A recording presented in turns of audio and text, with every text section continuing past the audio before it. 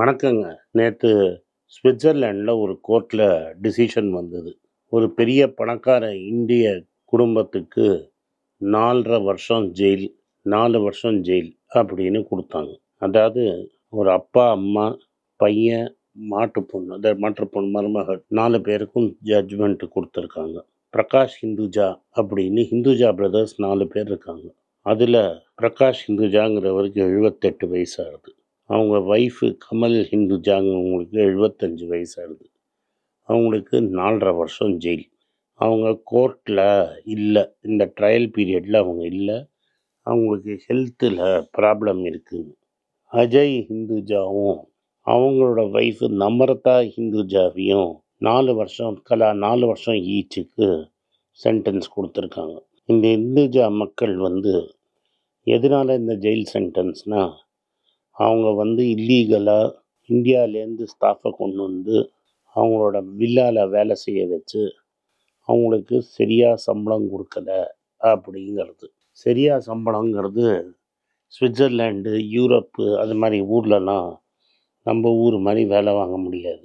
அங்கே மினிமம் ஒரு ஹவருக்கு எவ்வளோ கொடுக்கணும், வேலை செய்கிறவங்களுக்கு எவ்வளோ நாள் லீவ் கொடுக்கணும், ஒரு நாளைக்கு எவ்வளோ நேரம் வேலை செய்யணும், இதெல்லாம் கிளியராக கண்டிஷன் இருக்கும். அந்த கண்டிஷனை வயலேட் பண்ணிங்கன்னா உங்களுக்கு ஜெயில் தான். அது மட்டும் இல்லை, எந்த வீசாவில் நீங்கள் கூட்டிகிட்டு வரீங்கங்கிறதும் ரொம்ப முக்கியம். கரெக்டான வீசாவில் கொண்டு வந்து அவங்கள நீங்கள் எம்ப்ளாய் பண்ணணும். இப்போ இவங்க என்ன பண்ணிட்டாங்கன்னா, இவங்கெல்லாம் பெரும் மக்கள் தானே, இவங்கெல்லாம் என்ன பண்ணிட்டாங்கன்னா பெருசாக செலவு பண்ண மனசு வராமல் இந்தியாவில் அவங்களோட பல பிஸ்னஸ் இருக்குது. Ashok Leyland, Gulf Oil, IndusInd bank, Hinduja finance, இது மாதிரி பல பிஸ்னஸ்னுக்கு அவங்களுக்கு இந்தியாவில் இருக்குது. அவங்க எல்லா பிரதர்ஸும் சொத்து ஒன்றுன்னு ஆப்ரேட் பண்ணுறவங்க. டோட்டலாக இந்த கம்பெனி ஃபேமிலியோட அசட்ஸ் $20 பில்லியன் இருக்கிற அசட்டு. ஒரு பில்லியனுங்கிறது 8500 கோடி கிட்ட இப்போ. அப்போ 20 × 8500 கோடினா நியர்லி 2 லட்சம் கோடி பணம் அவங்கள்ட்ட இருக்குது. இந்த 2 லட்சம் கோடி பணம் இருக்கிறவங்க அவங்க அவங்களோட வேலை செஞ்சவங்களுக்கு சரியாக சம்பளம் கொடுக்கல, ஸ்விட்சர்லாந்து ரேட்டு படி அப்படின்னு சொல்கிறாங்க. இந்தவங்கெல்லாம் ஒரு பிஸ்னஸ் மேனேஜர் வச்சுருப்பாங்க வீட்டில் எல்லாத்தையும் பார்க்கறதுக்கு. அவர் பேர் நஜிம் ஜைசின்னு பேர். அவருக்கு 18 மாதம் ஜெயில் சென்டென்ஸ் சஸ்பெண்ட் பண்ணி கொடுத்துருக்காங்க. அதாவது அவர் ஜெயிலுக்கு போக வேண்டாம், இந்த சென்டென்ஸ் கொடுத்துருக்குறாங்க, அதுக்கு பதிலாக வேறு ஏதாவது சத்காரியம் பண்ணி தப்பிச்சுக்கலாம். இந்த ஹிந்துஜா என்ன சொல்லியிருக்காங்கன்னா, இந்த ஜட்ஜ்மெண்ட்டே தப்பு, அநியாயம், நீதியே இல்லை. இந்த ஜட்ஜ்மெண்ட்டுக்கு அகேன்ஸ்டாக ஹையர் கோர்ட்டில், ஏன்னா இது ஒரு டிஸ்ட்ரிக்ட் கோர்ட்டில் வந்த தீர்ப்பு, ஹையர் கோர்ட்டில் இதை அப்பீல் பண்ணியிருக்காங்க. இந்த குடும்பங்கிறது ஷா ஆஃப் ஈரானுக்கு ரொம்ப க்ளோஸாக இருந்து 1914 பிரகாஷ் ஹிந்துஜாவோட அப்பானால் ஆரம்பிக்கப்பட்டது. இந்த அண்ணன் தம்பியெல்லாம் சேர்ந்து பிஸ்னஸ் பண்ணுறாங்க. இவங்க business empire finance, media, energy, 6 publicly traded Indian கம்பெனியில் ஸ்டேக்ஸு, அப்புறம் ப்ரைவேட்டில் நம்மளா போடுற வேல்யூவேஷனை வச்சு $20 பில்லியன் இவங்களோட வேல்யூ இருக்கும் அப்படின்னு ரஃப்பாக கணக்கு போடப்படுது. இவங்க என்ன பண்ணாங்கன்னா, ஒர்க்கரை கூட்டின்னு வந்து அவங்க பாஸ்போர்ட்டை மேனேஜர் பிடுங்கி வச்சுக்கிறது. அவங்க வில்லா விட்டு வெளில போக முடியாது. வில்லா விட்டு வெளில போனாங்கன்னா அவங்க வெளியும் போக முடியாது, பாஸ்போர்ட்டே அவங்க இல்லை. அந்த வில்லாக்குள்ளே வெளியிலேருந்து யாரும் வரமாட்டாங்க. ஏன்னா பெரிய பணக்காரர் பாருங்க, ஈவன் பை யூரோப்பியன் ஸ்டாண்டர்ட்ஸ் பெரிய பணக்காரங்க, இவங்கள பிடிக்கிறது ரொம்ப கஷ்டம். அதனால் இந்த எம்ப்ளாயீஸ் அந்த வில்லாக்குள்ளேயே இருந்து வாழணும். அப்போ 18 மணி நேரம்லேருந்து 20 மணி நேரம் அவங்க வேலை செஞ்சாங்க அப்படின்னு ஸ்விட்சர்லாண்டில் கோர்ட்டில் சொல்லப்பட்டது. இந்த ஃபேமிலி லீவு, வெக்கேஷன், வெளில சுற்றி பார்க்குறதெல்லாம் அலோவ் பண்ணலை. இந்த ஃபேமிலியோட லீகல் டீம் என்ன சொல்லுதுன்னா, இதெல்லாம் உண்மையே கிடையாது, நாங்கள் கரெக்டாக அவங்களுக்கு கொடுத்துருக்கோம், அவங்களுக்கு அக்காமடேஷன் சரியாக கொடுத்துருக்கோம். ஸ்விட்சர்லாண்ட் அத்தாரிட்டிஸ் என்ன சொல்கிறாங்கன்னா, அவங்களுக்கு படுக்கிறதுக்கு கூட இடம் சரியாக நீங்கள் கொடுக்கல. அவங்கள ஃப்ளோரில் வெறும் ஒரு பாயை போட்டு படுக்க வச்சிட்டீங்க, ஒரு மேட்ரஸை போட்டு படிக்க வச்சுருக்கீங்க. இப்போ பிடிபட்டு வெளில வந்த ஒர்க்கர்ஸ்லாம் என்ன சொல்கிறாங்கன்னா, ஒரு கிளைமேட் ஆஃப் ஃபியர், ஒரு அட்மாஸ்பியரே பயத்திலேயே நடத்தி வச்சுருந்தாங்க. ஒரு நாளைக்கு நாங்கள் 18 மணி நேரம் வேலை செஞ்சுருக்கிறோம். அது மட்டும் இல்லை, ஸ்டாட்யூட்டரி லீவு பெனிஃபிட்டெல்லாம் கொடுக்கல. ஸ்விட்சர்லாண்டில் ஒரு ஆளை ஒரு வாரத்தில் இவ்வளோ அவர் தான் நீங்கள் வேலை வாங்கலான்னு இருக்குது. அது மாதிரி கொடுக்கல. நாங்கள் 18 மணி நேரமும் வேலை செஞ்சோம்.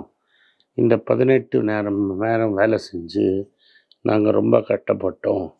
அதனால் எங்களுக்கு லீவே கொடுக்கல அப்படின்னு சொல்கிறாங்க.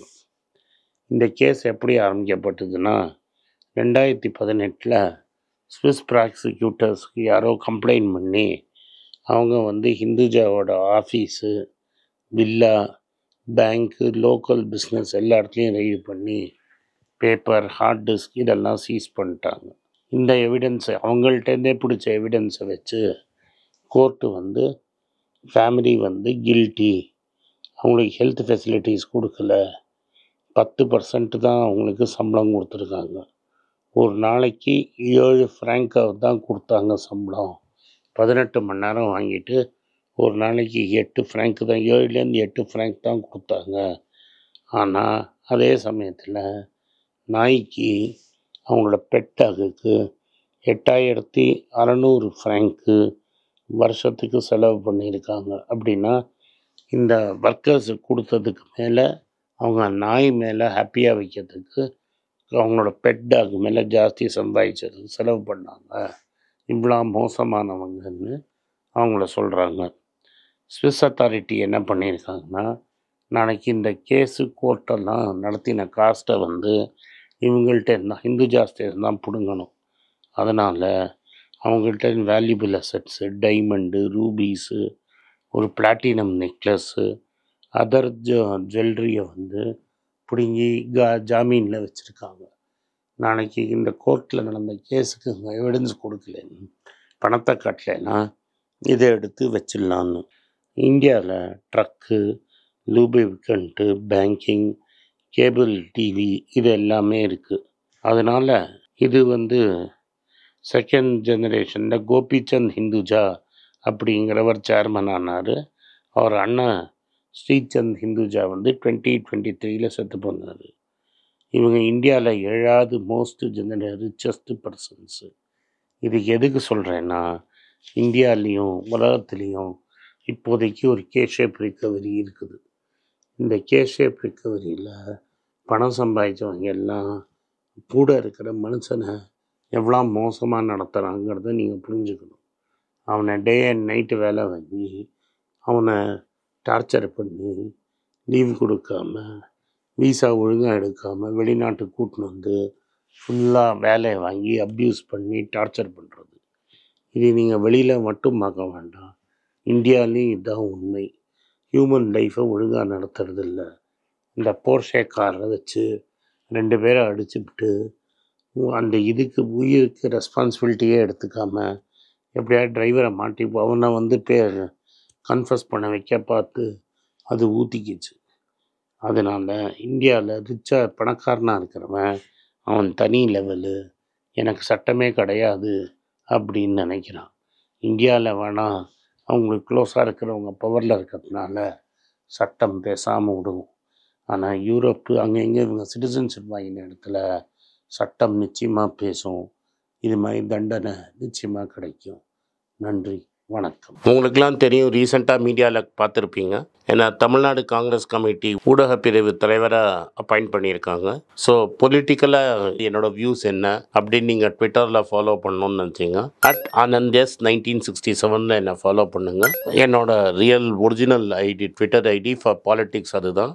ஸோ பாலிட்டிக்ஸ் சம்மந்தப்பட்ட என்னோட எல்லா ஒப்பீனியன்ஸ், வியூஸ் எல்லாமே அதில் வரும். அதில் ஃபாலோ பண்ணுங்கள். நன்றி, வணக்கம்.